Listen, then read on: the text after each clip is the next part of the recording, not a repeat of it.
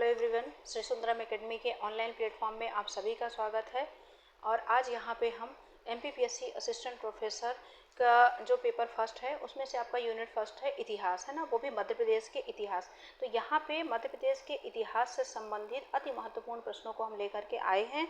और यहाँ पे हम इस नोट्स में इस पेपर में सिर्फ प्रश्न देखेंगे और उसके सीधे आंसर की बात करेंगे।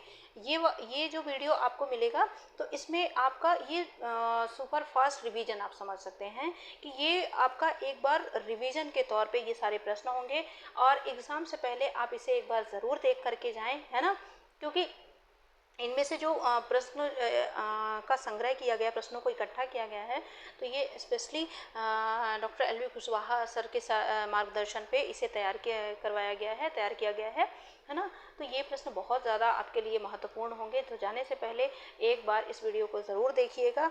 भले ही आपको इस वीडियो को स्पीड में बढ़ा के देखना पड़े, लेकिन आप इसे देखते जाइए और जितना भी आपका जो समय बचा हुआ है वो ज़्यादा से ज़्यादा आप जितना आपने पढ़ लिया है उसका रिवीजन करिए, है ना। और आज चलिए बिना देरी किए हुए थे हम इस PDF के प्रश्नों को देखते हैं और उसके आंसर के बारे में बात करते हैं, ठीक है।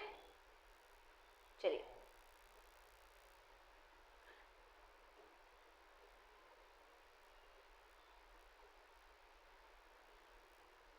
मध्य प्रदेश को कितने सांस्कृतिक क्षेत्रों में विभाजित किया गया है? तो यहाँ पे 5 क्षेत्रों में विभाजित किया गया है। कितने? 5 क्षेत्रों में। तो इसका ऑप्शन आंसर ये होगा, ठीक है। दूसरा प्रश्न है आपका अग्नि, कुंडाला, गौर, अंसोर और क्या है, ननई, मुनि, मुचकुंदा। ये देखिए, ये यहाँ पे नाम दिए गए हैं, ठीक है। तो ये जो नाम दिए गए हैं ना, तो यहाँ पे इनको आपको देखना है कि अग्नि, कुंडाला, गौर, अंसोर, ननई, मुन्नी, मुचकुंदा, ये सब क्या है मध्य प्रदेश में? तो ये सब मध्य प्रदेश में नदियां हैं, ठीक है ना। अगला प्रश्न है मध्य प्रदेश में आशुलियन प्रस्तर काल के मानव के अस्तित्व का प्रमाण कहाँ से प्राप्त होता है? तो ऑप्शन ए भीमबेटका, ठीक है। कौन सा प्रस्तर है? आशुलियन प्रस्तर काल के मानव के अस्तित्व का प्रमाण मिलता है। भीमबेटका किस जिले में आता है? तो भीमबेटका आपका जो है तो मध्य प्रदेश के रायसेन जिले में आता है, ठीक है ना। और ये एक ऐतिहासिक स्थल है। और चलिए आगे बढ़ते हैं। ताम्रपाषाण कालीन स्थल गुरियास, क्या नाम है? गुरियास कहाँ स्थित है? रीवा, मऊगंज, बालाघाट या फिर मैहर? तो ये ऑप्शन सी बालाघाट में है ना। बालाघाट में ताम्रपाषाण कालीन स्थल गुरियास स्थित है। अगला है महापाषाण स्मारक मध्य प्रदेश के किन जिलों में प्राप्त हुए हैं, है ना। तो महापाषाण कालीन जो स्मारक है वो कहाँ से प्राप्त हुए हैं? तो सिवनी एवं रीवा से, ठीक है। तो इसका ऑप्शन ए सही होगा। अगला प्रश्न है आपका, ये यहाँ पे ये वाला प्रश्न आपका छूट गया था ना, इसकी हम बात कर लेते हैं कि मध्य प्रदेश में चित्रित धूसर, है ना, चित्रित धूसर मृदुभांड किस स्थल से प्राप्त हुए हैं? तो ये आपका नवदा टोली है। नवदा टोली कहाँ आता है?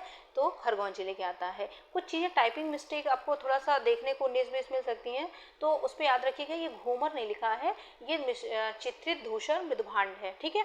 तो ये आप इसको देखिएगा, सुनते भी जाइएगा। चलिए, और यहाँ पे क्वेश्चन नंबर 7 था। तो क्वेश्चन नंबर 7 में हमें देखना है असंगत युग्मों को चयन करना है कि कौन सा युग्म असंगत है। तो इसमें जो आपका ऑप्शन सी है यदुवंश, कौन सा? यदुवंश, नर्मदा क्षेत्र और ययाति वंश। तो ये सुमेलित नहीं है, असंगत है। इसके अलावा यहाँ पे आप देख रहे हैं कौरस वंश जो है तो बघेलखंड से संबंधित है। चंद्रवंश जो एल साम्राज्य भी कहलाता था तो ये बुंदेलखंड से संबंधित है। और हैहय वंश की बात करते हैं तो महेश्वर, वर्तमान खरगोन, सहस्त्रार्थ इससे संबंधित है, ठीक है ना। एक्स्ट्रा बातें यहाँ पे हम मतलब बहुत डिटेल हमें बिल्कुल नहीं करना है, क्योंकि सारे प्रश्नों को यहाँ पे हमने इकट्ठा किया है, एक साथ लाए हैं। तो बस ये प्रश्न और उनके जो है तो आंसर को आपको इसको एज इट इज़ एक बार देख लेना है रिवीजन के तौर पे और बिल्कुल रट लेना है। तो अनुश्रुति गम्य इतिहास के अनुसार महिष्मती दुर्ग का निर्माता कौन है? ठीक है, तो ये मुचकुंद है। मुचकुंद किसके अनुसार पूछा गया है? तो अनुश्रुति गम्य के इतिहास के अनुसार, ठीक है। चलिए,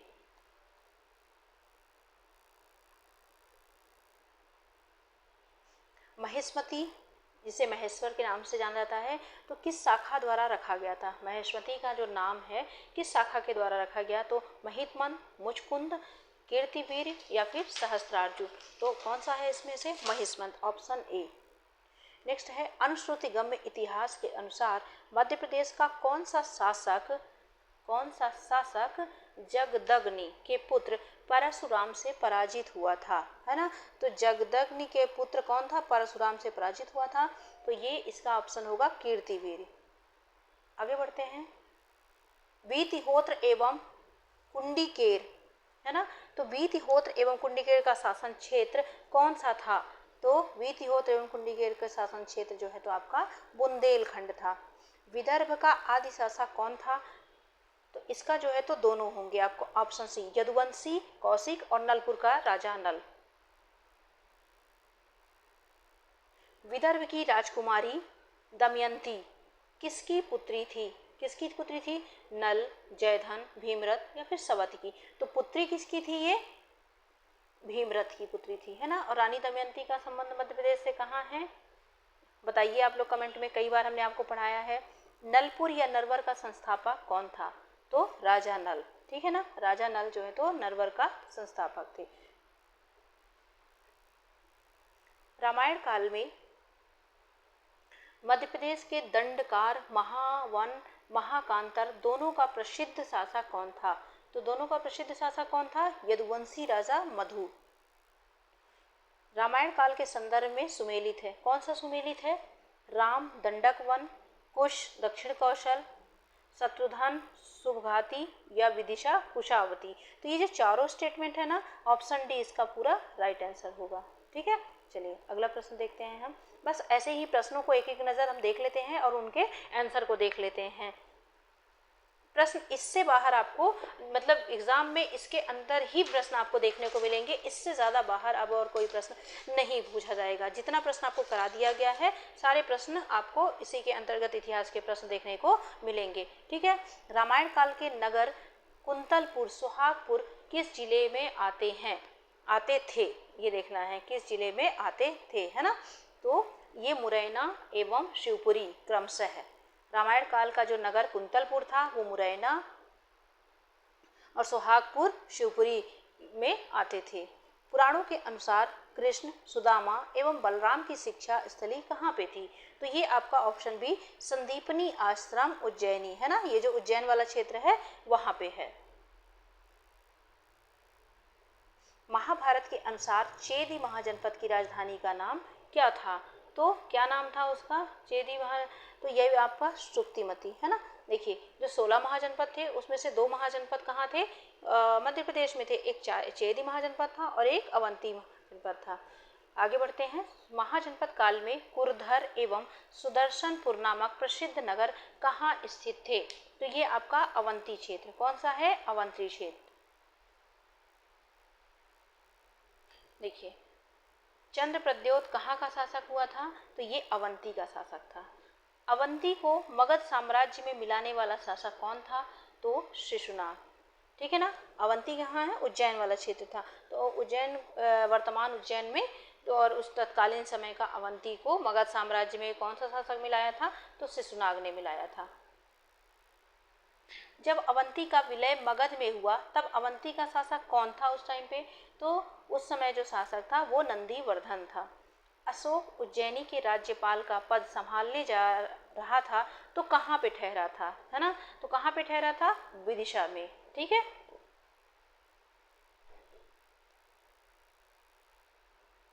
सांची स्तूप में बने तोरण द्वार, ये टाइपिंग गलत है, ये तोरण द्वार होगा, है ना। इसको आप तोरण द्वार है, मैं बोल रही हूँ, आप सुनते जाइएगा।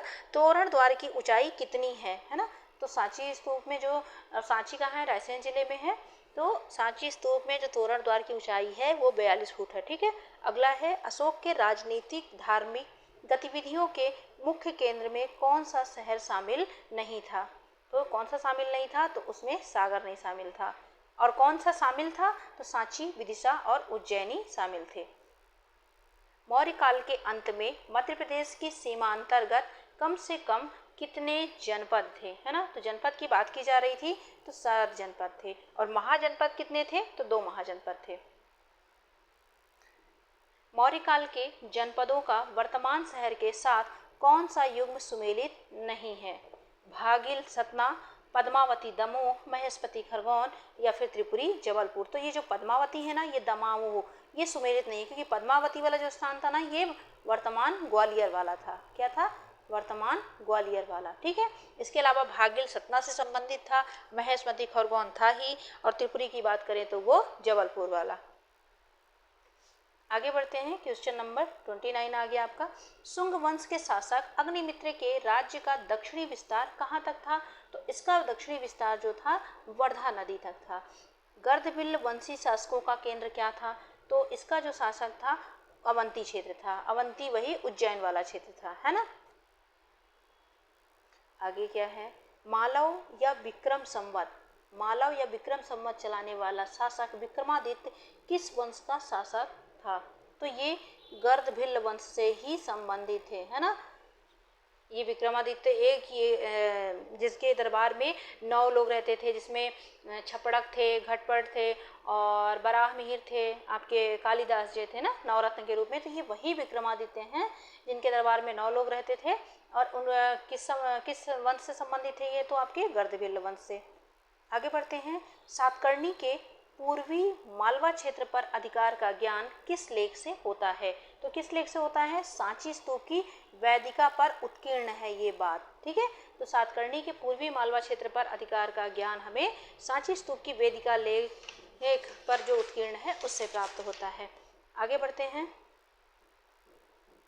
बहुत जल्दी हो जाएगा, वीडियो को बहुत लंबा बिल्कुल नहीं करेंगे और कोशिश करेंगे कि कम से कम जल्दी से जल्दी ये हो जाए आपका। चलिए, सातवाहन शासक सिरिसात के नाम वाले सिक्के कहाँ से प्राप्त हुए हैं? जमुलिया, तेवर, देवास। तो ये जो है सभी ऑप्शन है ना, उपर्युक्त सभी आपका सही है। गौतमी पुत्र सातकर्णी के प्राप्त सिक्कों के स्थल से तत्कालीन नाग एवं और क्या है? नाग एवं वर्तमान नाम का कौन सा युग्म सही नहीं है ना। तत्कालीन में क्या था और वर्तमान में क्या है? तो वर्तमान में जो है तो कौन सा युग्म सुमेलित नहीं है, ये देखना है। अनूप, महेशमती, आकर पूर्वी मालवा, अवंती पश्चिमी मालवा, या फिर भिलसा, सीहोर। तो भेलसा जो है तो सीहोर नहीं, ये आपका जो गौतमीपुत्र सातकर्णी के प्राप्त सिक्कों के स्थल हैं, तो जहाँ जहाँ से प्राप्त हुए हैं तो तत्कालीन में क्या उनका नाम था? जैसे हम बात करते हैं कि मगध काल में, जब मगध की बात हमने की थी, अवंती को मिलाया गया था, तो ये अवंती उज्जैन का हो गया। अनूप निमाड़ वाला क्षेत्र है, और निमाड़ में ही जो है महेशमती खरगोन क्षेत्र आता है ना। उसी प्रकार से ये जो भेलसा है वो भेलसा बेसनगर विदिशा आता है, सीहोर नहीं आता है। अगला प्रश्न है, वशिष्ठी पुत्र मालवी के सिक्के मध्य प्रदेश में कहाँ से प्राप्त हुए हैं? है ना। वशिष्ठी पुत्र पुलवामी के हैं। क्या नाम है इसका? पुलवामी के। तो पुलवामी के सिक्के कहाँ से प्राप्त हुए हैं? तो इसका है ऑप्शन डी, त्रिपुरी एवं कटनी से प्राप्त हुए हैं। यज्ञश्री सातकर्णी के सिक्के मध्य प्रदेश में कहाँ से प्राप्त हुए हैं? बेसनगर, तेवर, देवास, उपर्युक्त सभी। तो ये आपका उपर्युक्त सभी सही आंसर होगा। यज्ञश्री सातकर्णी के सिक्के आप देख पा रहे हैं कि ये जो आपका सातवाहन वंश है, उन शासकों के सिक्के मध्य प्रदेश से मिल रहे हैं। और कहाँ से, किस शासक के सिक्के मिल रहे हैं, ये आपको देखने को अलग अलग प्रश्नों में मिल रहा है। ठीक है। चलिए, इधर कहाँ तक है? ये है मीनांडर के सिक्के आ गए यहाँ पे। देखिए, मध्य प्रदेश में मीनांडर के सिक्के कहाँ से प्राप्त हुए हैं? तो ये सीधा ऑप्शन में बात करते हैं, बालाघाट में। शक शासक मोवर्स एवं अज फर्स्ट के सिक्के मध्य प्रदेश में कहाँ से प्राप्त हुए हैं? तो इसका हम सीधा आंसर देखते हैं, तो ये कहाँ से मिलता है हमें? भोपाल से। ठीक है। शक शासक मोवर्स एवं अज फर्स्ट, ये शासक भी देखिए आपको कौन कहाँ से अभिलेख क्या प्राप्त हो रहा है, और आपको इसमें ये भी पता चल रहा है ना कि कौन किस वंश से संबंधित भी है, शासकों के नाम भी है। मध्य प्रदेश के किन क्षेत्रों में नागवंशी शासकों का उदय हुआ है? तो नागवंशी शासकों का जो उदय हुआ है तो ये आपका विदिशा एवं ग्वालियर में। विदिशा में नागवंश का संस्थापक कौन था? तो विदिशा में नागवंश का संस्थापक जो है तो वृषनाग।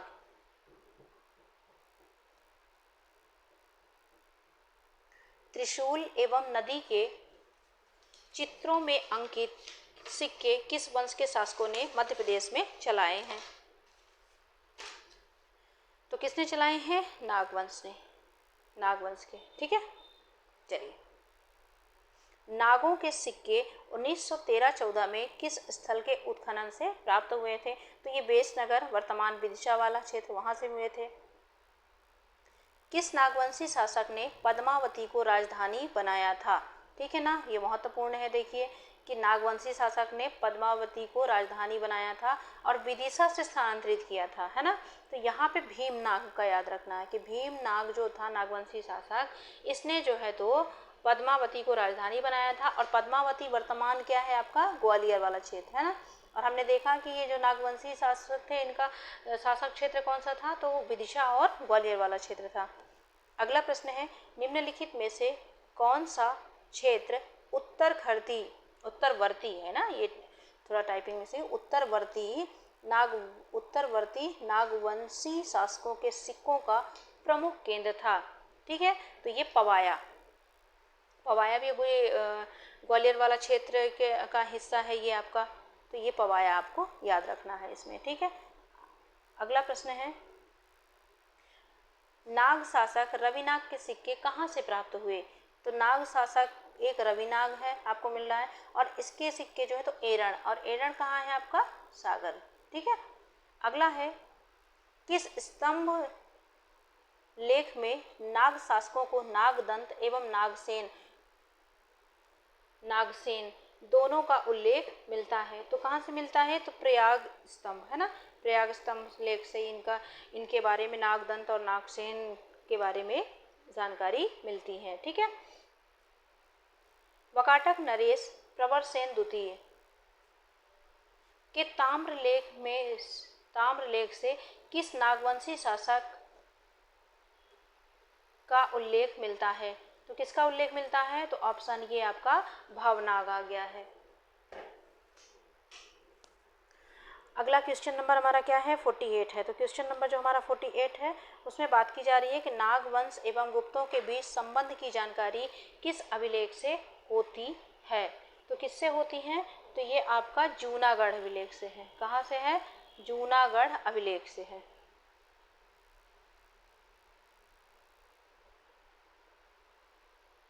ईसा के दूसरी तीसरी सदी में त्रिपुरी पर किस वंश का शासक था? है ना, बीसी की बात की जा रही है कि ईसा के बिफोर क्राइस्ट दूसरी तीसरी सदी में त्रिपुरी पर किस वंश का शासन था?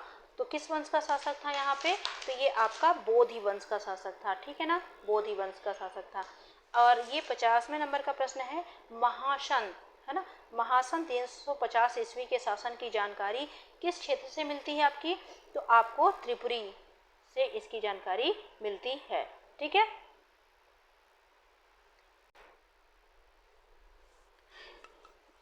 पहले 50 प्रश्न हमने यहाँ पे कंप्लीट कर लिए हैं। ठीक है ना, अब आगे बढ़ते हैं फिर से। तो देखिए इसमें फिर से शुरू करते हैं हम। दुर्गराज क्या शासक हैं? दुर्गराज है, गोविंदराज है, स्वामिक राज है और नन्नुकराज युद्धासुर किस क्षेत्र के राष्ट्रकूट शासक थे? सबसे पहली बात तो ये है कि ये जितने शासकों के नाम आप देख रहे हैं तो इनका क्या है, किस वंश से ये सब संबंधित है? तो राष्ट्रकूट वंश के शासक हैं। ठीक है ना, और इनकी बात अगर हम करते हैं तो ये कहाँ है? तो ये बैतूल अमरावती, कहाँ है? बैतूल अमरावती वाले क्षेत्र में इनका शासन था। ठीक है, अगला प्रश्न है, संज्ञान क्या नाम है? संज्ञान ताम्रपत्र के अनुसार उज्जैन में हिरण्यगर्भ, है ना, कहाँ? उज्जैन में। तो उज्जैन में हिरण्यगर्भ दान करने वाला राष्ट्रकूट शासक कौन था? वेरी इंपॉर्टेंट, तो गोविंद तृतीय था। गोविंद तृतीय। ताम्रपत्र का नाम क्या है? संज्ञान ताम्रपत्र, है ना। और उज्जैन में हिरण्यगर्भ कहाँ है? तो उज्जैन में है, ये भी याद रखिएगा। किस राष्ट्रकूट शासक ने नर्मदा तट पर विंध्य की तलहटी में मंदिरों का निर्माण करवाया था? तो ये कौन सा शासक था? राष्ट्रकूट शासक दंती दुर्ग था, है ना। और इसकी क्या विशेष बात हम देख रहे हैं कि नर्मदा तट पर विंध्य की तलहटी में मंदिरों का निर्माण इसने करवाया था। भोज, प्रतिहार एवं चोलों से पराजित होने वाला राष्ट्रकूट शासक कौन था?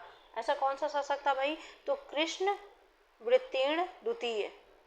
कृष्णवृत्तीर्ण द्वितीय जो था, तो कृष्ण द्वितीय आपका कृष्ण द्वितीय भोज, परमार एवं चोलों से पराजित होने वाला राष्ट्रकूट था। अब देखिए, राष्ट्रकूट वंश का शासक है कृष्ण द्वितीय, और ये जो है तो भोज से भी पराजित हुआ, प्रतिहारों से भी पराजित हुआ है, और चोल वंश से भी पराजित होने वाला ये ऐसा शासक है। भाई एक साथ जो है तो 3-3 शासकों से पराजित हो रहा है, तो इम्पोर्टेंट तो हो ही गया भाई। इंद्र तृतीय नामक राष्ट्रकूट शासक ने किस गुर्जर प्रतिहार शासक को पराजित किया था? नागभट्ट, धर्मपाल, चक्रायुध या फिर महीपाल? तो ये महीपाल है। अगला प्रश्न हम देखते हैं, क्वेश्चन नंबर 6 है, राष्ट्रकूट शासकों की जानकारी देने वाला इंद्रगढ़ अभिलेख किस जिले से प्राप्त हुआ है? इंद्रगढ़ अभिलेख की बात की जा रही है तो मंदसौर से है। मंदसौर से इंद्रगढ़ अभिलेख प्राप्त हुआ है, और किस वंश की जानकारी है? तो ये आपकी राष्ट्रकूट शासकों की है। मैहर के पास से प्राप्त जूरा शिलालेख 10वीं शताब्दी में किस राष्ट्रकूट शासक के बुंदेलखंड विजय की जानकारी देता है? तो ये आपका कौन सा होगा? कृष्ण तृतीय, है ना, कृष्ण तृतीय। जूरा शिलालेख है, राष्ट्रकूट शासक के बुंदेलखंड विजय की जानकारी देता है ना। आगे बढ़ते हैं, परमार शासक सीयक, ये सीवक नहीं सीयक है। परमार शासक सीयक की पराजित पर उज्जैनी पर अधिकार करने वाला कौन सा राष्ट्र शासक कौन था? तो राष्ट्रकूट शासक कौन था? तो इसमें आपका कृष्ण तृतीय ही था। कौन सा था? कृष्ण तृतीय ही था। ठीक है, चलिए आगे बढ़ते हैं।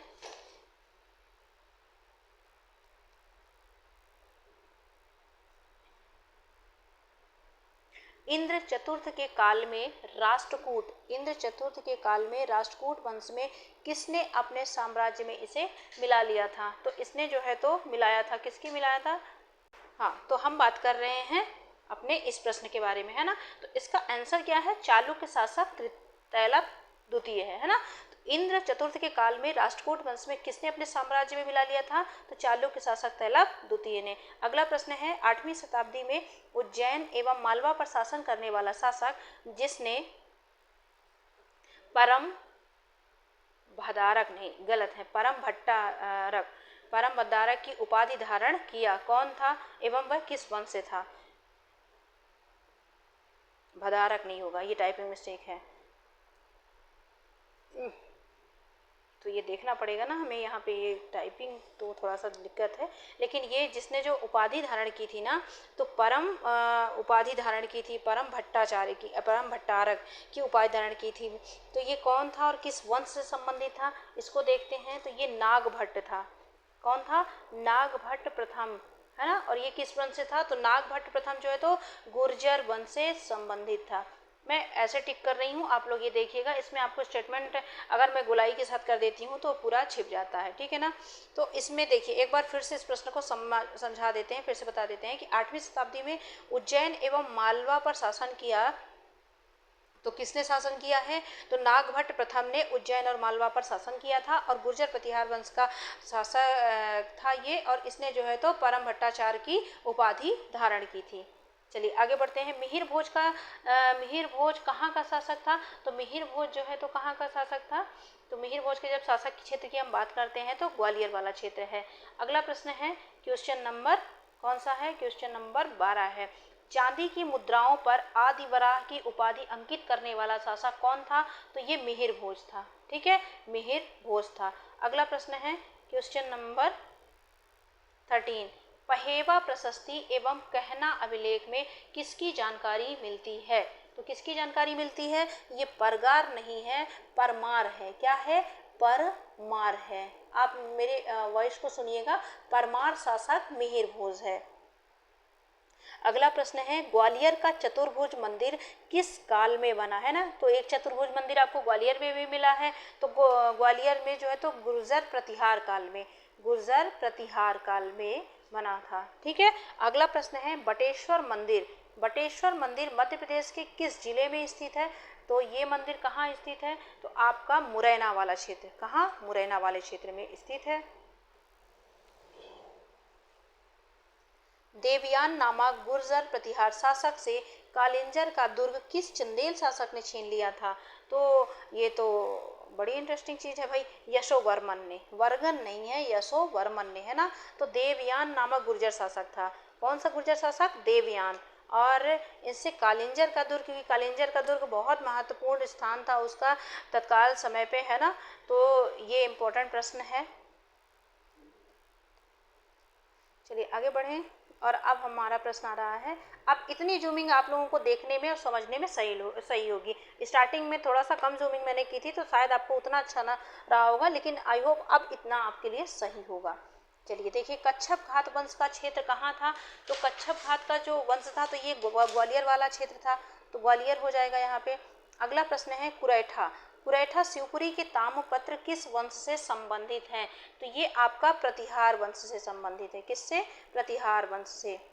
अब देखिए इसमें बात करते हैं, किसने, उसने नहीं, किसने, किसने खजुराहो के प्रसिद्ध विष्णु मंदिर का निर्माण करवाया एवं इसमें बैकुंठ की मूर्ति स्थापित कराई? ऐसा कौन सा शासक था भाई? तो हम देख लेते हैं कि चंदेल शासक यशोवर्मन था, ठीक है ना। तो चंदेल शासक वर्मन ने खजुराहो के प्रसिद्ध विष्णु मंदिर का निर्माण कराया था और इसमें जो है तो बैकुंठ की मूर्ति भी स्थापित कराई थी। यशोवर्मन का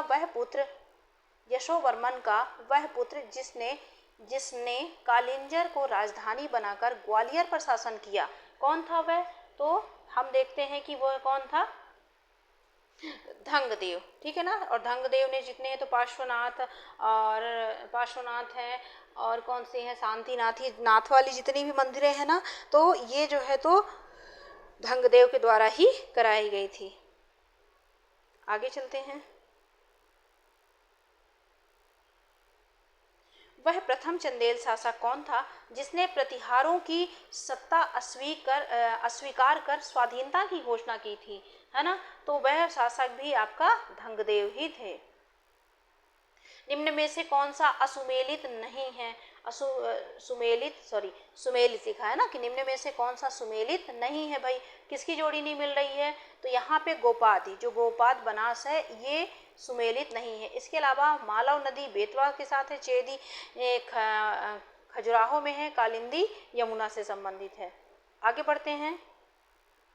खजुराहो का विश्व प्रसिद्ध पार्श्वनाथ मंदिर किसने बनवाया था? तो अभी हमने बात की थी कि जितने नाथ वाली मंदिरें हैं वह सब किसने बनवाया था? तो धंगदेव ने। क्या नाम है इनका? धंगदेव।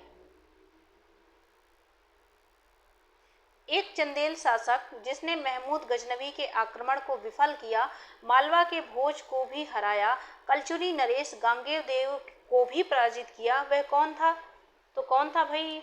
तो ये विद्याधर था। कौन सा चंदेल शासक था? विद्याधर था, जिसने महमूद गजनवी के आक्रमण को विफल किया, मालवा के भोज को भी हराया और कलचुरी नरेश गांगेय देव को भी उन्होंने पराजित किया था। जुबान है थोड़ा बहुत लड़खड़ा जाती है ना, तो उसको माइंड मत करिएगा और आपके जो काम की चीज़ें हैं उसको देखिए और अच्छा लगे तो वीडियो को लाइक करिएगा, चैनल को सब्सक्राइब करिएगा। क्योंकि जनरली होता है क्या है ना कि लोग अगर थोड़ा सा फॉल्ट हुआ ना तो उसको बहुत अच्छे से बताएंगे कि ये था वो था, लेकिन अच्छा है, उसको भी हम बुरा नहीं मानते हैं, आप बताएंगे तभी हम उसको सुधार करेंगे। लेकिन अगर कभी भी जब आप हमारे चैनल की किसी भी वीडियो को देखते हैं तो अगर उसमें कोई अच्छी भी बात आपको लगती है तो आप उसे भी आप हमें बताएं, ताकि हम अपनी अच्छाइयों को, खूबियों और खामियों को, दोनों ही चीज़ों को स्वीकार कर सकें। ठीक है, देखिए विद्याधर चंदेल का उत्तराधिकारी पुत्र कौन हुआ? तो कौन हुआ भाई? तो ये विजयपाल। सीधे आंसर देखते हैं, ऐसा करते हैं और इतनी जूमिंग अब हमारे लिए बिल्कुल सही है। महोबा में पृथ्वीराज चौहान एवं कालिंजर में कुतुबुद्दीन ऐबक से पराजित होने वाला चंदेल शासक कौन था? तो ये परमार्दी देव। कौन है? परमार्दी देव। ठीक है, आगे बढ़ते हैं। आल्हा उदल नामक वीर दरबारी किसके दरबार में थे? तो किसके दरबार में थे आल्हा उदल नामक वीर दरबारी? तो परिमार्दी देव, है ना, परमार्दी देव है। आगे बढ़ते हैं, क्वेश्चन नंबर 28 है, खजुराहो का जगदम्बे एवं चित्रगुप्त मंदिर किसके काल में निर्मित हुआ था? तो ये जो है तो देखिए ये आपका धंगदेव है और गंडदेव, तो यहाँ पे दोनों ही ऑप्शन होगा। ठीक है ना, तो इन मंदिरों का निर्माण जो है तो दोनों से संबंधित है, एक ने शुरू करवाया और एक के टाइम पे पूरा हुआ था, तो इस मंदिरों से दोनों का निर्माण है।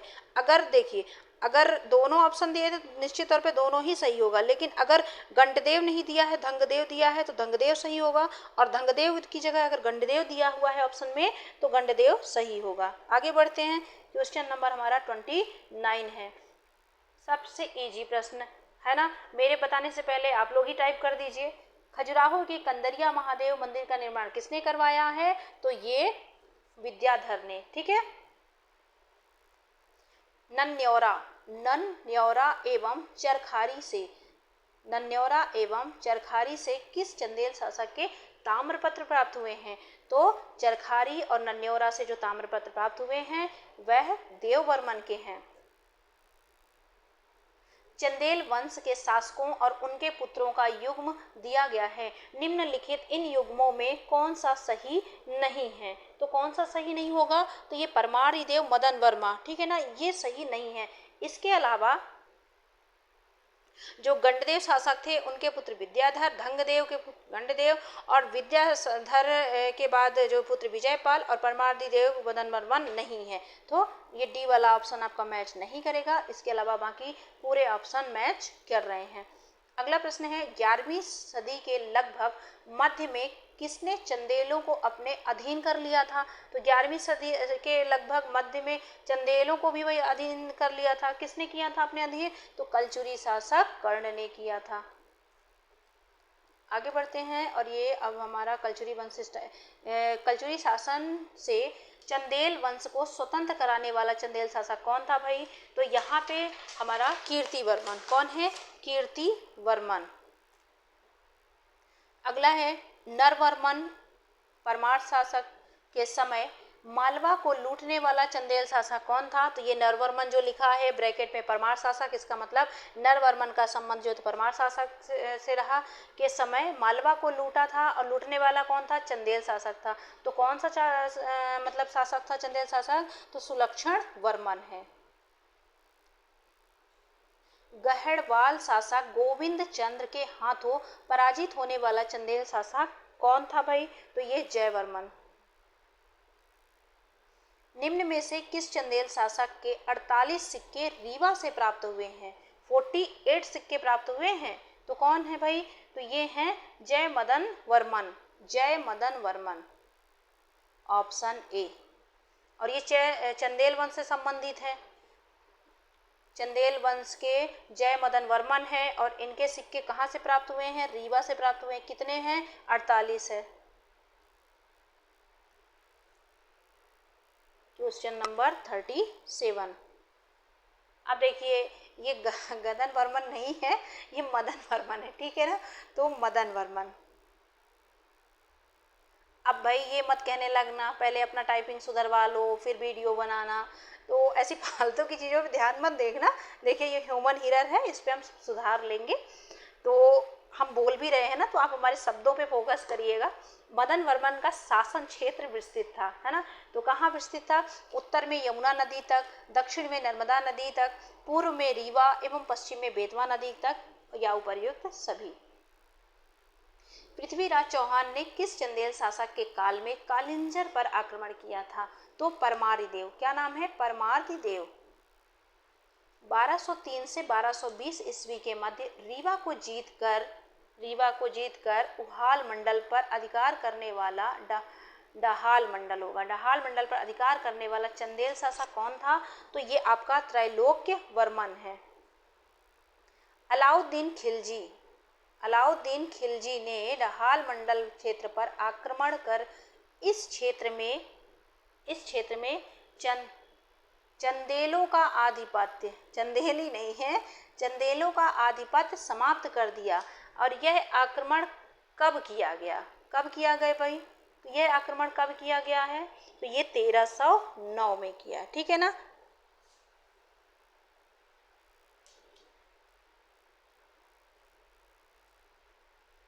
चंदेल वंश का अंतिम शासक कौन था? कौन था भाई चंदेल वंश का अंतिम शासक? तो ये कीरत सिंह। कौन है? कीरत सिंह, है ना। और रानी दुर्गावती जी इन्हीं की पुत्री थी, ठीक है। आगे बढ़ते हैं, रानी दुर्गावती किस चंदेल शासक की पुत्री थी? तो किस चंदेल शासक की पुत्री थी? तो ये अभी हमने बात की कीरत सिंह की। मालवा के परमार प्रारंभ में किसके सामंत थे, है ना। तो परमार जिनका शासन क्षेत्र मालवा क्षेत्र था, तो किसके सामंत थे वो पहले, तो वो सामंत थे गुर्जर प्रतिहारों के। Option B. राष्ट्रकूटों की प्रभुता को अस्वीकार कर अपने वंश को स्वतंत्र घोषित करने वाला पहला परमार शासक कौन था, तो वो सीयक द्वितीय था। सीपक नहीं है, सीयक द्वितीय था। सीयक द्वितीय था, ठीक है ना। वास्तविक संस्थापक भी कहा जाता है इसे। चलिए आगे देखते हैं क्वेश्चन नंबर 45।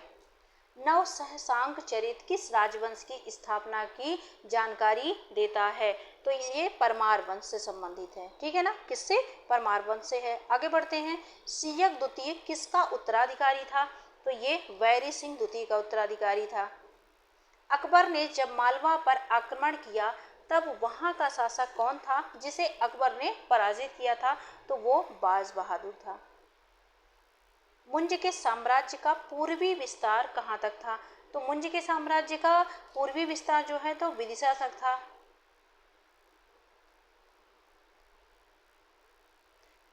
अब ये दानपत्र आ गया, कंथेरी दानपत्र, जिसमें हूणों को हराने की बात का उल्लेख मिलता है, यह किस परमार से संबंधित था, है ना। तो ये जो कंथेरी दानपत्र मिला है और इसमें बात क्या की जा रही है कि हूणों को हराने की बात का उल्लेख मिलता है और किस परमार वंश से संबंधित है, तो ये आपका मुंज से है।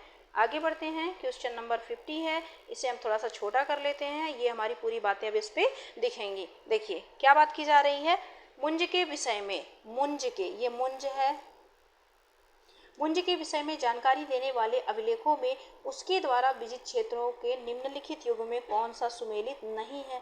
भाई यहाँ भी हमें देखने को मिलेगा कौन सा सुमेलित नहीं है, तो देख लेते हैं। एक तरफ है हस्तिकुंड अभिलेख, विजित क्षेत्र है शक्ति कुमार गुहिल वंश मेवाड़, कुंथेरी अभिलेख बलिराज चौहान नडाल आबू पर्वत, और तीसरा है उदयपुर। तो यहीं पे हमारा ये आंसर है ना।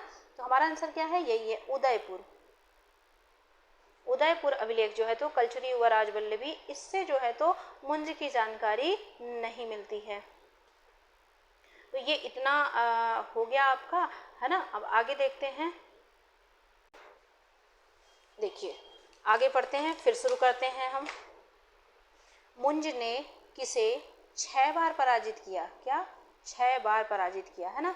तो 6 बार पराजित किया, किंतु 7वीं बार परास्त हो बंदी बना लिया गया और मारा गया है। तो चालुक्य नरेश तैलप द्वितीय, ठीक है। चालक नरेश तैलप द्वितीय, मुंज ने क्या 6 बार पराजित किया है इन्हें, और 7वीं बार जो है तो स्वयं वो बंदी बन के हार गए थे।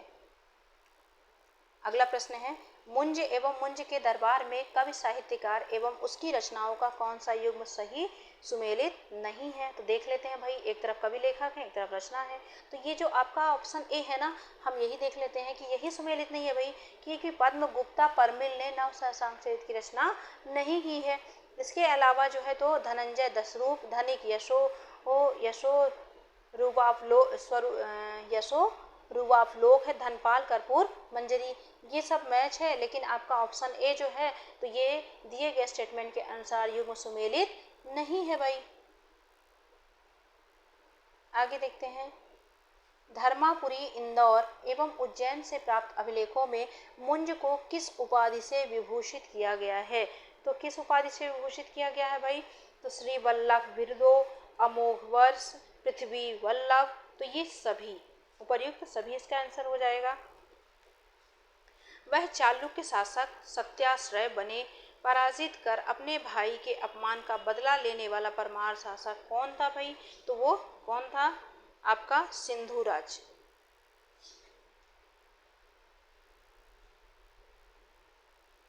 राजा भोज परमार के पिता कौन थे, तो राजा भोज परमार के पिता कौन थे भाई, तो ये सिंधुराज थे। मालवा में जब मुस्लिम आक्रमण हुआ, वेरी इंपॉर्टेंट, मालवा में जब मुस्लिम आक्रमण हुआ तो वहाँ किसका शासन था, तो उस टाइम पे देवपाल का शासन था मालवा में। मालवा की कुछ घटनाओं के बारे में विचार कीजिए एवं सत्य कथन चुनिए। देखते हैं। ऑप्शन ए, 1233 में इल्तुतमिश ने विदिशा को जीत लिया और उज्जैन को लूटा। महलक देव परमार वंश का अंतिम शासक था। बिल्कुल सही बात है। 1305 से 6 में अलाउद्दीन खिलजी के सेनापति आइन उल मुल्क ने महलक देव की हत्या कर मालवा पर मुस्लिम सत्ता स्थापित की। तो ये मस्तक देव नहीं है एवरीवन, महलक देव है ना, महलक देव। और अलाउद्दीन खिलजी का सेनापति कौन था? आइन उल मुल्क ने इसकी हत्या की थी और मालवा पर मुस्लिम सत्ता को स्थापित किया था। तो इस तरह से ऑप्शन डी सभी आंसर सही है। परमार शासक भोज सेना पराजित होने वाला शासक निम्नलिखित में से कौन सा था?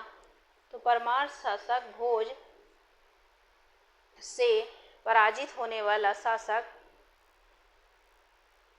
कौन सा था? तो इसमें चालुक्य नरेश सोमेश्वर प्रथम को राजा भोज ने पराजित किया था। क्वेश्चन नंबर 9 है, परिजात मंजरी, उदयपुर प्रशस्ति एवं फलवन अभिलेख किस वंश की जानकारी देते हैं? तो ये परमार वंश की जानकारी देते हैं। कलचुरी शासक कर्ण ने किसके साथ संधि बनाकर भोज पर आक्रमण किया था? संधि किया था भाई। तो कलचुरी शासक कर्ण ने किसके साथ संबंध बनाया था, संधि किया था तो और राजा भोज पर आक्रमण किया था? तो कर्ण ने जो है तो भीम प्रथम, है ना, चालुक्य वंशी शासक भीम प्रथम के साथ मिलकर के राजा भोज पर आक्रमण किया था। अगला देखते हैं, मालवा की प्राचीन राजधानी, है ना, मालवा की प्राचीन राजधानी उज्जैनी की बजाय धार को राजधानी बनाने वाला परमार शासक कौन सा था? तो राजा भोज।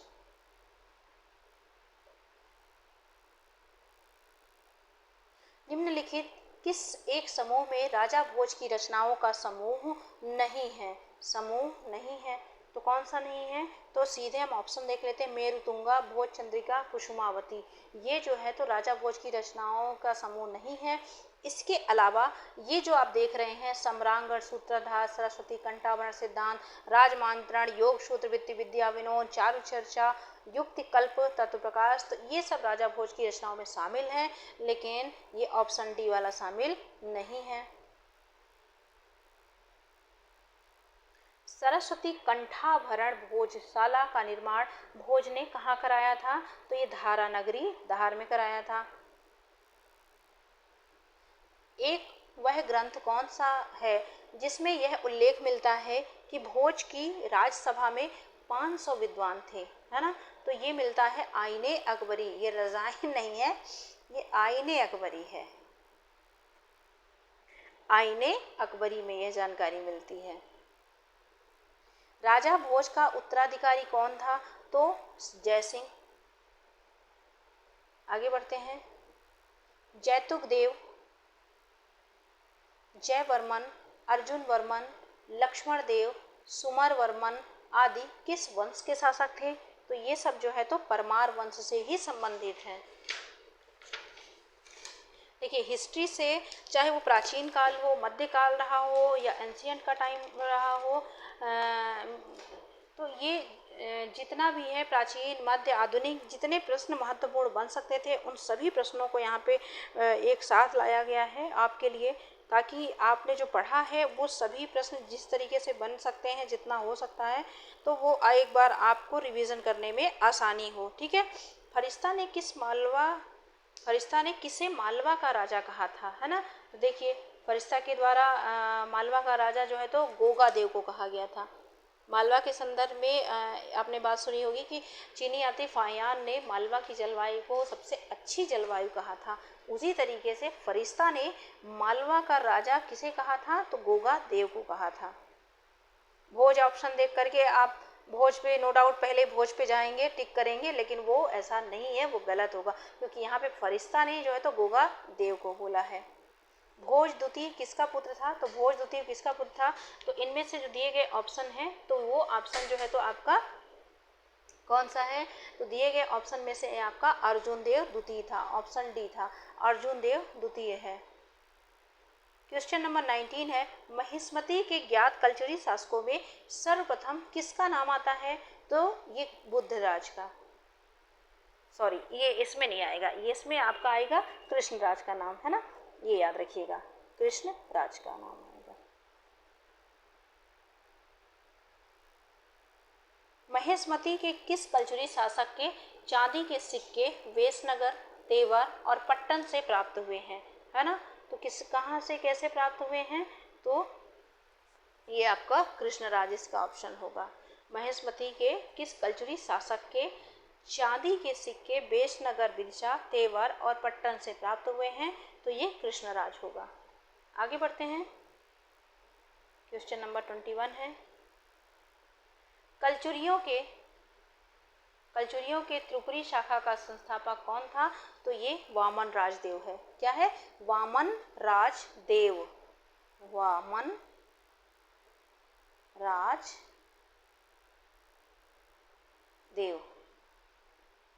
आगे बढ़ते हैं, कालिंजर की बजाय त्रिपुरी, है ना, कालिंजर की बजाय त्रिपुरी को राजधानी बनाने वाला शासक कौन था? तो यहाँ पे आपका ऑप्शन सी वामन राजदेव जो है तो कालिंजर की बजाय इन्होंने जो है तो अपनी राजधानी त्रिपुरी को बनाया था। क्वेश्चन नंबर 23 है, बिलहरी कहाँ है? जबलपुर में है ना, और किसके लिए जाना जाएगा? अभिलेख के लिए। तो बिलहरी अभिलेख जो कि जबलपुर में स्थित है के अनुसार किस त्रिपुरी कल्चरी शासक ने समुद्र तट को जीता, वहां कौशल पर आक्रमण किया है? तो कौन सा है? तो यहाँ पे आपका शंकागढ़। क्या है? ऑप्शन सी शंकागढ़, शंकागढ़ नहीं शंकरगढ़ है, शंकरगढ़ है, शंकरगढ़ है। क्वेश्चन नंबर 24 है, उड़ीसा के कालिया नाग की रत्न जड़ित स्वर्ण मूर्ति छीनकर सोमनाथ के मंदिर में अर्पित करने वाला कल्चुरी शासक कौन था? तो त्रिपुरी का लक्ष्मण मंदिर।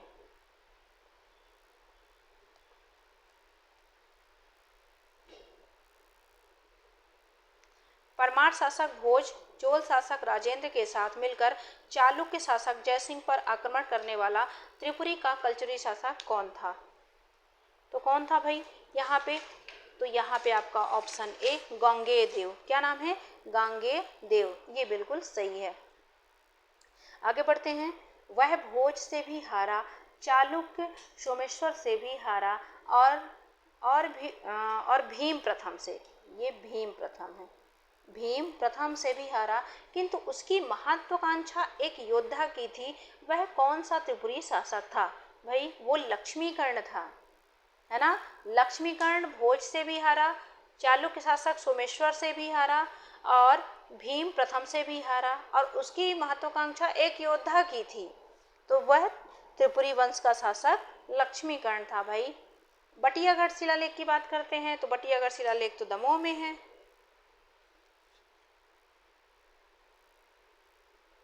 लौंजी का किला बालाघाट में उल्लेखित रामचंद्र किस वंश का शासक था? तो देवगिरी का गादन, देवगिरी के गादन से संबंधित था। आगे देखते हैं क्वेश्चन कौन सा आ गया अब हमारे पास क्वेश्चन नंबर 29 है, विग्रहपाल, वक्षराज, वैर सिंह लक्ष्मण आदि किस वंश के शासक थे? तो ये कच्छप घात वंश जो कि ग्वालियर में स्थित था, यहाँ से संबंधित है। वज्रदामन जिसका उल्लेख ग्वालियर के पास सास बहु मंदिर के प्रस्तर लेख में हुआ, किस वंश का शासक था? तो यहाँ पे ये कच्छप घात वंश से संबंधित है। निम्न में से कौन कच्छप घात की भी नरवर शाखा का शासक था? तो गगन सिंह। ग्वालियर में 14वीं शताब्दी के उत्तरार्ध में तोमर राजवंश की स्थापना किसने की थी? तो वीर सिंह देव ने की थी।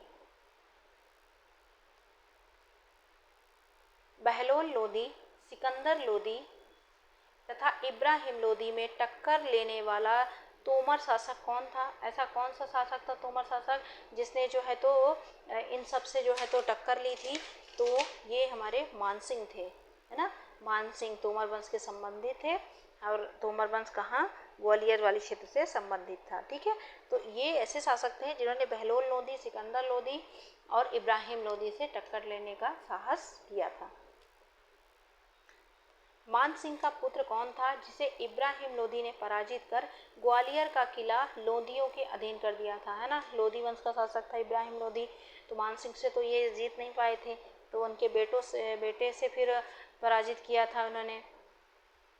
कौन सा बेटा था, तो ये बेटा थे विक्रमादित्य, इनका नाम भी विक्रमादित्य था। ठीक है, आगे बढ़ते हैं। क्वेश्चन नंबर 35 है, जैन धर्म को प्रश्रय देने के कारण प्रसिद्धि प्राप्त करने वाला तोमर शासक कौन था, तो दिए गए ऑप्शन में से आपका ये आप डूरंगदेव, क्या नाम है इनका, डूरंगदेव, डूरंग नहीं है, डूरंगदेव है, डूरंगदेव। कच्छप वंश की इनमें से कौन सी एक शाखा नहीं थी भाई, देखना है, नरवर, वत्स गुल्म, ग्वालियर या फिर दुबकुंड, तो कौन सी नहीं थी, वत्स गुल्म शाखा।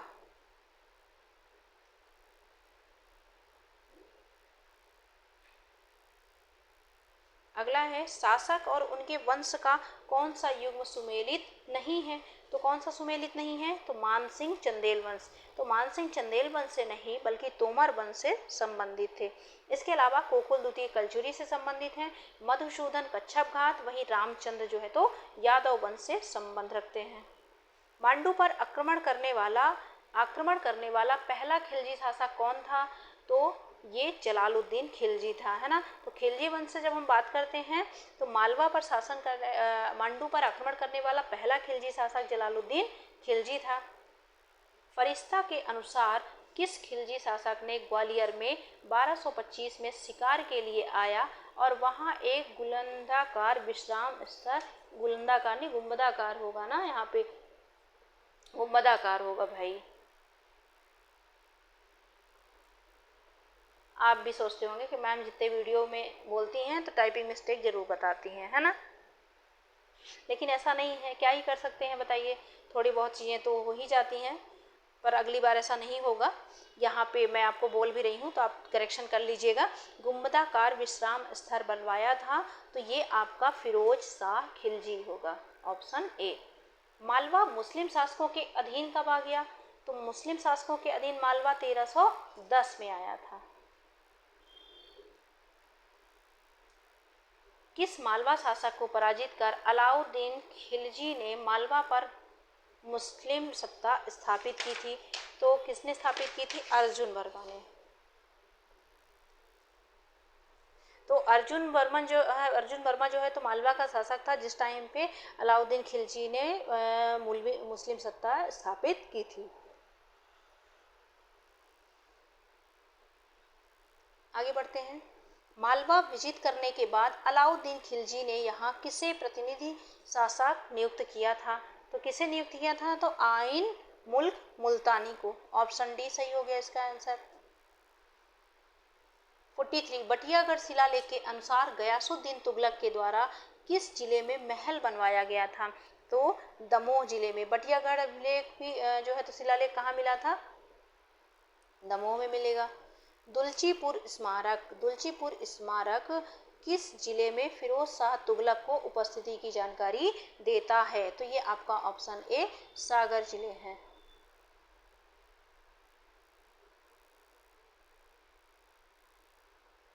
होशंग शाह मालवा में किसका उत्तराधिकारी हुआ, तो होशंग शाह जो है तो मालवा में दिलावर खां उत्तराधिकारी था।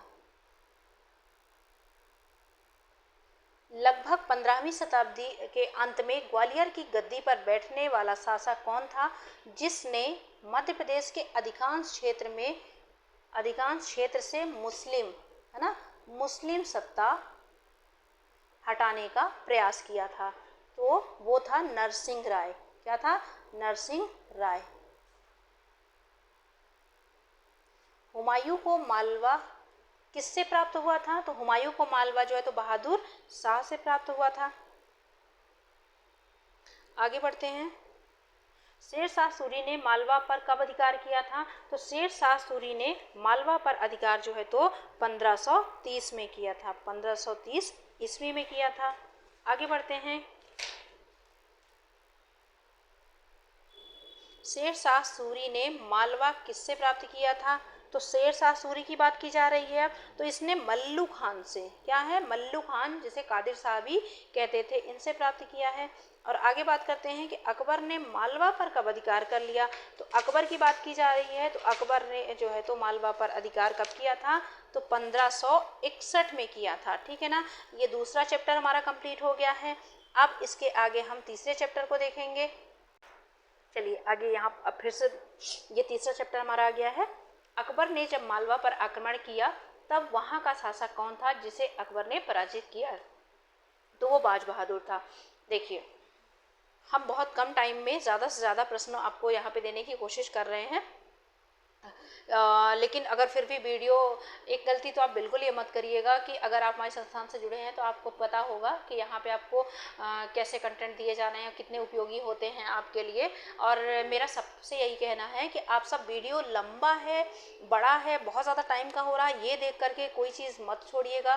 क्योंकि क्या होता है ना कि जो चीज़ें अगर आपने मान लीजिए जैसे बहुत लोगों का बहुत अच्छे से कंप्लीट है तब तो ठीक है, लेकिन अगर जिसे बिल्कुल डाउट है और ऐसा लग रहा है कि हाँ हिस्ट्री से अभी उनका कवर नहीं हुआ है, तो ये हिस्ट्री वाले वीडियो को ज़रूर देख करके जाएंगे, है ना। और मैं बार बार कह रही हूँ कि आपके पास तो ये सुविधा है कि आप इसको स्पीड में बढ़ा के देख सकते हैं, तो आप इसको स्पीड में बढ़ा करके और एक बार वन लाइनर के रूप में इसे जल्दी ज़रूर देखें, है ना। आपका फटाफट और अच्छे से रिविज़न होगा। वह मध्यकालीन ग्रंथ जिसमें गोंडवाना राज्य के विस्तार का उल्लेख है कौन सा है? तो वह है आईने अकबरी है। मध्यकालीन ग्रंथ जिसमें गोंडवाना राज्य के विस्तार का उल्लेख मिलता है तो आदने अकबरी नहीं बंधुओं, ये आइन ए अकबरी, जिसका नाम आपने पहले भी सुना था, और आप ये वही आईने अकबरी है ना, आईने अकबरी। चलिए आगे बढ़ते हैं। क्वेश्चन नंबर तीसरा है, रानी दुर्गावती से संबंधित सिंगोरगढ़ का किला वर्तमान में किस जिले में स्थित है? तो ये दमोह जिले में स्थित है ना, दमोह जिले में स्थित है। आगे बढ़ते हैं। निम्नलिखित में से किस ग्रंथ में रानी दुर्गावती का उल्लेख मिलता है? तो रानी दुर्गावती का जो उल्लेख है हमें अकबरनामा, तबकात ए अनबरी और आईने अकबरी, इन तीनों में देखने को मिलता है। ठीक है ना। क्वेश्चन नंबर 5 आ गया आपका। 1564 ईस्वी में रानी दुर्गावती के किले पर घेराबंदी करने वाला आसफ खां कहाँ का सूबेदार था? तो कड़ा मानिकपुर, कड़ा मानिकपुर। रानी दुर्गावती, रानी दुर्गावती शहादत दिवस किस तिथि को, विधि को नहीं है, ये तिथि को है। ठीक है, सबसे पहली बात तो ये रानी दुर्गावती जी हैं, रानी दुर्गावती, ठीक है ना। इनकी शहादत दिवस की बात की जा रही है, तो ये किस तिथि को मनाया जाता है? तो तिथि को मनाया जाता है, तो इसकी बात हम करते हैं। तो तिथि जो है तो किस तिथि को मनाया जाता है? तो ये आपका ऑप्शन सी 24 जून है, 24 जून को मनाया जाता है। तो रानी दुर्गावती जी की शहादत दिवस को हमने देखा कि किस तिथि को मनाया जाता है, तो ये मनाया जाता है आपका 24 जून को, तिथि और रानी दुर्गावती जी। चलिए आगे बढ़ते हैं। क्वेश्चन नंबर ये है अगला कि 24 जून 1964 को किस मुख्यमंत्री द्वारा रानी दुर्गावती समाधि स्थल का अनावरण किया गया था? तो ये द्वारिका प्रसाद मिश्र जी हैं। अगला है, जुझार सिंह कहाँ के शासक थे? तो कहाँ के शासक थे ये? तो ओरछा।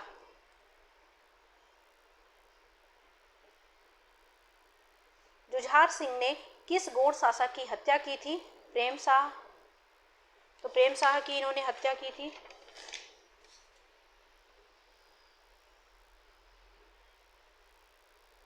देखिए, कुली खां और अली कुली खां नामक गौड़ शासकों को शाहजहां के काल में मुस्लिम बनाया गया। इनका वास्तविक नाम क्या था? तो इनका वास्तविक नाम दुर्गा भान और दुर्जनसाल था। कुली खां का नाम दुर्गा भान और अली कुली खां का नाम दुर्जनसाल था, ठीक है ना। तो ये दोनों गौड़ शासक थे और किसके टाइम पीरियड में इन्हें जो तो मुस्लिम बनाया गया था? तो शाहजहां के काल में। आगे बढ़ते हैं। पेशवा बाजीराव के मोहम्मद खां बंगस है ये, है ना। बंगस खां के विरुद्ध आक्रमण में किस बुंदेला शासक ने साथ दिया था? तो यहाँ पे राजा छत्रसाल ने साथ दिया था। छत्रसाल ने अपने पुत्रों को परगनों का विभाजन कर दिया। जगतराज के प्राप्त परगने में कौन सा शामिल नहीं था भाई? तो जगतराज के परगने में पन्ना शामिल नहीं था, बाकी भूरागढ़, चरखारी और अजयगढ़ शामिल था।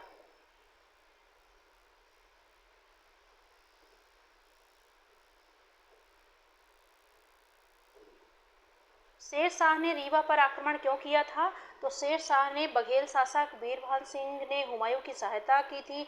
शेर शाह के पुत्र जलाल खां को बीरमान, देखिए इसमें हम सीधे आंसर बात करते हैं, स्टेटमेंट जाने दीजिए। शेर शाह ने रीवा पर आक्रमण क्यों किया था? बघेल शासक बीरभान सिंह ने हुमायूं की सहायता की थी, इसलिए। क्यों? हुमायूं और शेर शाह के कई सारे युद्ध आपने हिस्ट्री में पढ़ा होगा, देखा होगा, काफी चर्चे में रहा है ना। तो हुमायूं की सहायता किसने की थी? बघेल शासक बीरभान सिंह ने की थी, है ना। और देखिए इसी कारण से, क्योंकि हुमायूं अकबर के पिता थे, तो इसी कारण अकबर का जब अकबर जो था अपने तत्कालीन समय में एक बड़ा राजा था, तो उसने इसीलिए कभी भी रीवा राज्य पे आक्रमण नहीं किया था। क्यों? क्योंकि हुमायूं की सहायता जो है तो बघेल शासकों के द्वारा की थी, जिसमें से उस समय के जो तत्कालीन राजा थे वो बीरभान सिंह थे। तो बघेल शासक रामचंद्र ने कालिंजर का किला अकबर को कब सौंप दिया था? तो अकबर को कब सौंपा था? 1 जुलाई 1969 को।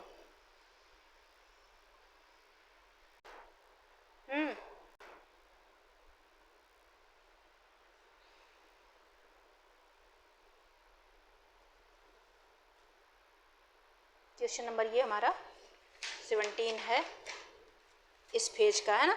तो देखिए, पेशवा बाजीराव द्वारा मालवा का विभाजन होलकर, पवार और सिंधिया, ये संहिता नहीं, सिंधिया के बीच कब किया गया?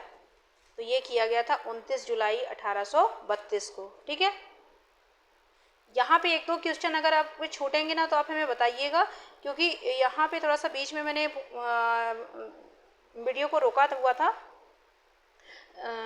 तो अगर ये मान लीजिए ये इनमें से कोई प्रश्न ऐसे छूटे हुए हों जो, तो आप हमें कमेंट में बता दीजिएगा, और पीडीएफ जब आपको मिलेगी ना तो हम पीडीएफ में फिर वो हाईलाइट करवा देंगे, ठीक है। क्योंकि मुझे ऐसा लग रहा है एक दो छूट गया है, और फिर जब आप लोग देखेंगे तो फिर कहेंगे कि हाँ वीडियो छूट गया है।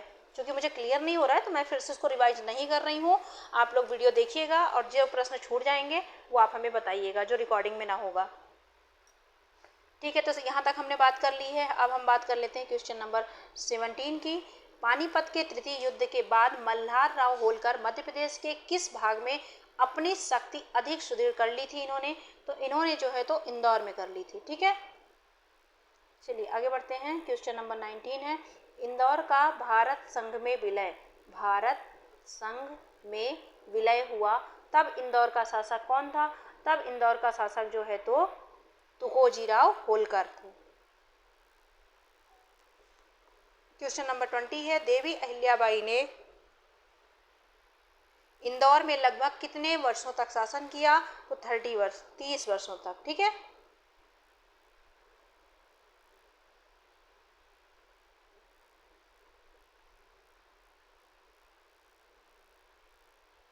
(1776) के पानीपत तृतीय युद्ध के बाद ग्वालियर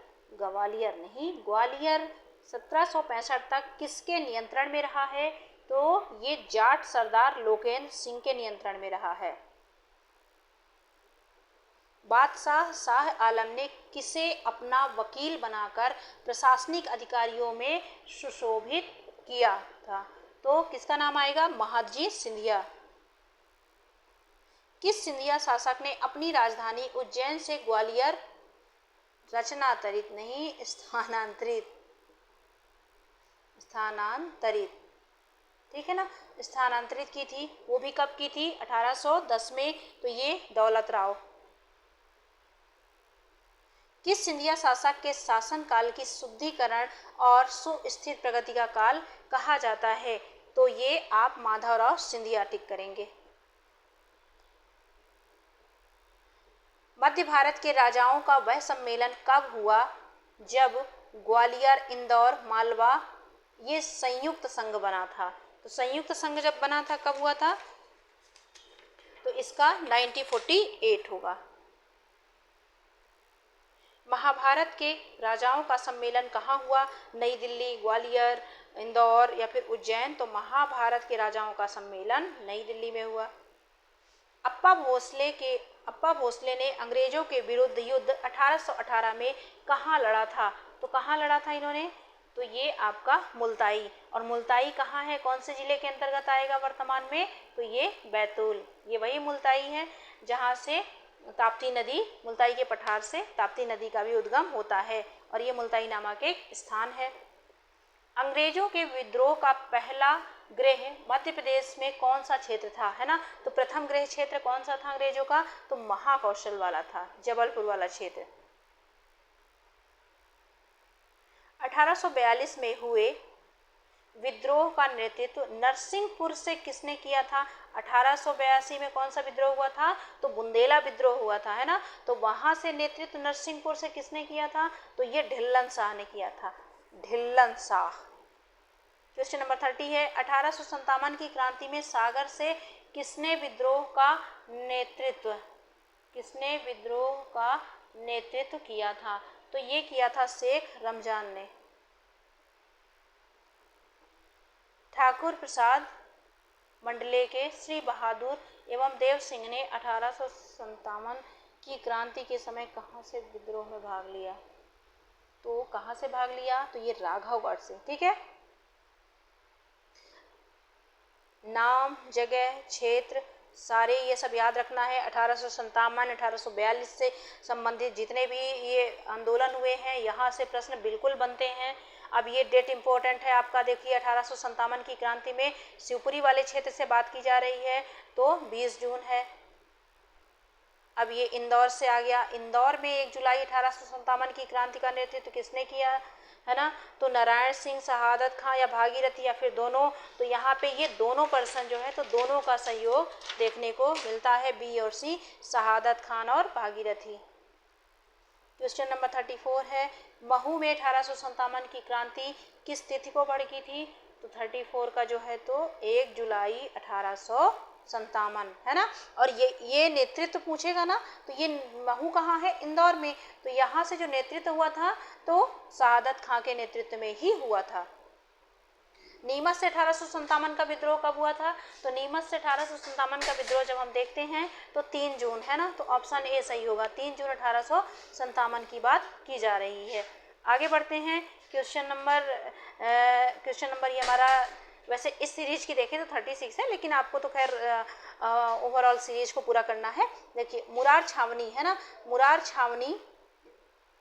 छावनी जहाँ 14 जून 1857 को विद्रोह हुआ, निम्न में से कहाँ स्थित है? तो कहाँ स्थित है ये? तो ये आपका जो है तो ग्वालियर वाला क्षेत्र, मुरार छावनी कहाँ है? ग्वालियर में स्थित है, ठीक है। आगे बढ़ते हैं।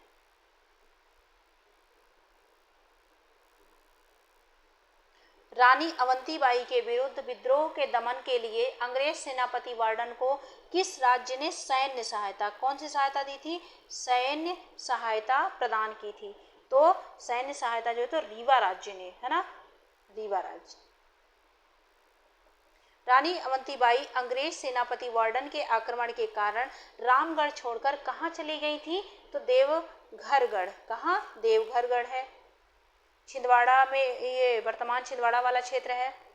और देवहारगढ़ का जंगल निम्न में से किसके युद्ध के लिए प्रसिद्ध है? तो ये अवंतीबाई एवं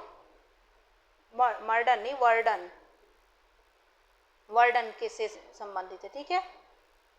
1885 से 90 के बीच सुबोध सिंधु नामक अखबार कहाँ से प्रकाशित हुआ था? तो कहाँ से ये सुबोध सिंधु क्या है, पत्रिका है, कहाँ से प्रकाशित हुआ था ये? तो ये आपका रायसेन से प्रकाशित हुआ था। आगे बढ़ते हैं। मध्य प्रदेश से लाहौर अधिवेशन 1889 एनएनसी में शामिल होने वाले व्यक्तित्व थे, है ना? कौन से व्यक्ति थे? तो ये आपके डॉक्टर हरि सिंह गौड़ थे, है ना? तो डॉक्टर हरि सिंह गौड़ ये पर्सनालिटी यहाँ पे शामिल हुई थी। झंडा सत्याग्रह, झंडा सत्याग्रह 1923 के नेतृत्व में शामिल नहीं थे। क्या नहीं शामिल थे भाई? तो ये बाल गंगाधर तिलक नहीं शामिल थे। इसके अलावा ये सभी झंडा सत्याग्रह में जो कि 1923 में हुआ था, तो इनका योगदान रहा है। मध्य प्रदेश में स्वतंत्रता आंदोलन 1916 में कहाँ से प्रारंभ हुआ था? तो सिवनी जिले से प्राप्त हुआ था। आगे बढ़ते हैं और अगला प्रश्न है हमारा, प्रभाकर डुंडी राज जाटार किससे संबंधित थे? तो ये मध्य प्रदेश के स्वतंत्रता सेनानी थे।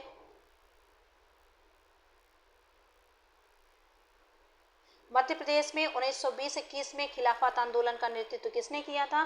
तो ये अब्दुल जब्बार खान ने किया था। अगला प्रश्न है, निम्न में से कौन जबलपुर से नमक सत्याग्रह के नेता नहीं रहे हैं? तो ये क्या नाम था इनका? दुर्गा शंकर मेहता, दुर्गा शंकर मेहता। अगला है, भोपाल राज्य प्रजामंडल की स्थापना कब हुई थी? तो ये 1938 में हुई थी। 1930 में आदिवासी नमक सत्याग्रह का केंद्र मध्य प्रदेश में कहाँ था? है ना? तो आदिवासी नमक सत्याग्रह की बात की जा रही है, तो घोड़ा डोंगरी बैतूल। और क्वेश्चन नंबर 49 है इस सीरीज का, वैसे कौन सा है? स्वामी याज्ञानंद एवं मोहम्मद अमरावन किस जिले से स्वतंत्रता आंदोलन का नेतृत्व किया था इन्होंने? तो इन्होंने जो आंदोलन किया था वो कहाँ से किया था? रतलाम से दिया था, रतलाम, याज्ञानंद। और ये 50 इस सीरीज का है, भोपाल के अंजुमन खुदामे वतन के संस्थापक कौन थे 1934 में? तो इसके थे मौलाना तरजी मसरकी एवं शाकिर अली। इस तरीके से ये हमने पार्ट 1 इसका सीरीज कंप्लीट कर ली है ना? तो आप लोग इस वीडियो को ज़रूर देखिए और अपना रिवीजन करिए। इसमें ज़्यादा डिटेलिंग नहीं की गई है और जितने महत्वपूर्ण प्रश्न जहाँ से एमपी के जिस क्षेत्र से बन सकते थे, शासकों से क्षेत्र से, वो सभी प्रश्नों को यहाँ पे कवर किया गया है। बस पढ़ते रहिए, रिवीजन करते रहिए और अपने ऊपर कॉन्फिडेंस, विश्वास बनाए रहिए, घबराइए नहीं। आपने जितनी पढ़ाई की है सब अच्छा होगा और अच्छे से आपका एग्ज़ाम निकलेगा, ठीक है? Okay, thank you to all. अगर वीडियो अच्छा लगा हो तो वीडियो को लाइक करिए और चैनल को सब्सक्राइब करिए। और सबसे ज़्यादा तो आप पहले यही सोचेंगे कि मैडम की तो वीडियो में इतने पीडीएफ में इतनी ज़्यादा टाइपिंग मिस्टेक थी, पर कोई बात नहीं, थोड़ा एडजस्ट करिएगा, ये चीज़ें भी हम सुधरवा लेंगे, है ना? नेक्स्ट टाइम ऐसा चीज़ें नहीं होंगी, लेकिन फिलहाल आप थोड़ा सा एडजस्ट करिएगा। Thank you to all.